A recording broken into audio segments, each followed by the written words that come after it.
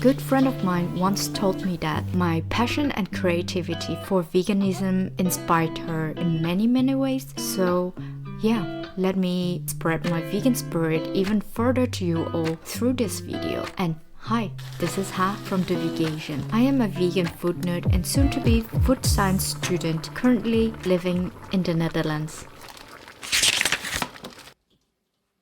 When deciding what to cook, I always follow my principle of including these three components in every single meal: fiber, protein, and carbs. If I'm in a good mood and have enough ingredients, I will also apply the eating rainbow technique like this dish. All I had to do was cook the rice, pan fry the protein, and make some sauce to pour on top. I used vegan salmon from the supermarket, but you can replace it with any other plant-based protein like mushrooms or tofu. I would recommend lion's mane or chicken of the woods. They are extremely amazing substitutes if you want to keep it low processed and mainly focus on plant products. And of course, I added raw kale and cherry tomatoes to transform my meal into a rainbow rice bowl.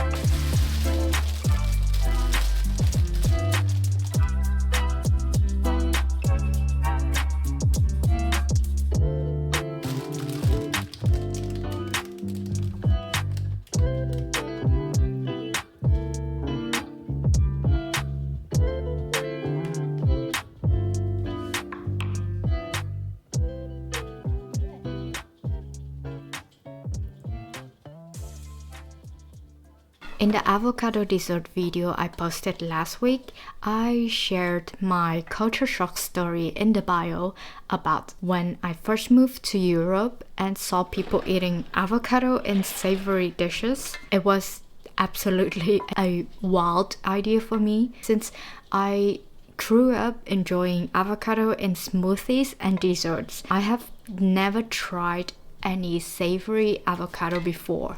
Therefore, I never knew you could pair it in a normal meal to enrich the creaminess of the whole dish while still keeping a hint of freshness. That's why I sometimes love to include avocado slices in my rainbow rice bowl.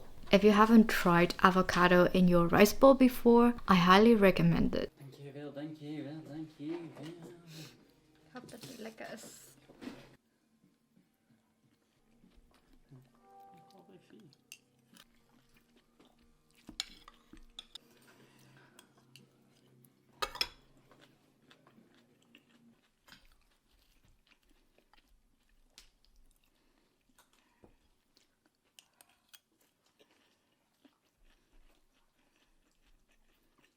Okay.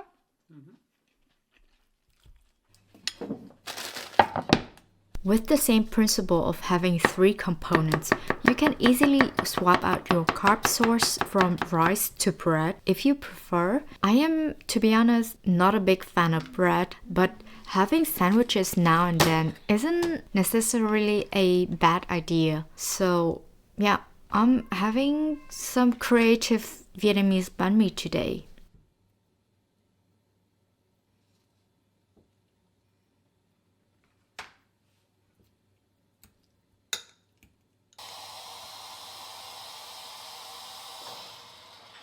I usually bake store-bought baguettes with a tray of boiling water underneath to get a crunchy crust but still soft and fluffy crumb. I want to use this technique to achieve the Vietnamese baguette's texture. The result is, of course, not the same as the traditional baguette, but I would still rate it a 7 out of 10.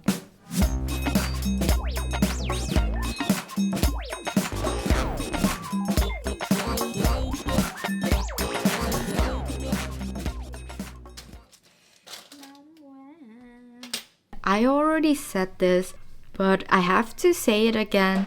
Please, my Vietnamese friends, do not judge me on this. The bánh mì version I'm having today is a creative version, which means that I put avocado on my sandwiches.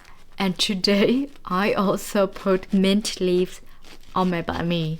I know it's not a traditional Vietnamese bánh mì, but sometimes you have to embrace creativity over authenticity to have some fun with cooking and keep your passion for veganism alive. Otherwise, you will be forever stuck in the loop of having no idea what to cook, randomly making boring dishes that do not bring you joy, and then eventually giving up on veganism. Even I would give up myself if I were trapped in that boredom. Nice things will only happen when we put in the effort and add some creativity.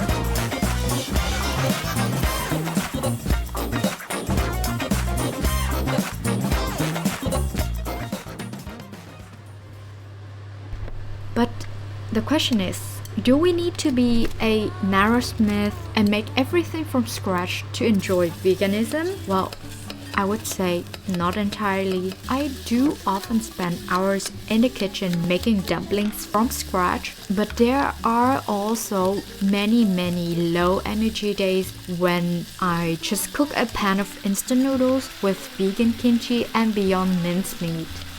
To me, veganism doesn't mean that I have to spend extensive hours in the kitchen to cook a fancy meal from scratch on a daily basis, but more like having fun with the food I consume as long as I follow the 3 components principle to somewhat ensure my nutrition intake. So yeah, that's my secret to maintaining my vegan lifestyle for the past 7.5 years. I know it's an extremely challenging lifestyle, but taking baby steps helps. And how about you? Do you have any tips or tricks that work for yourself? Please feel free to share them in the comment sections, because the more people who choose a plant-based diet, the better.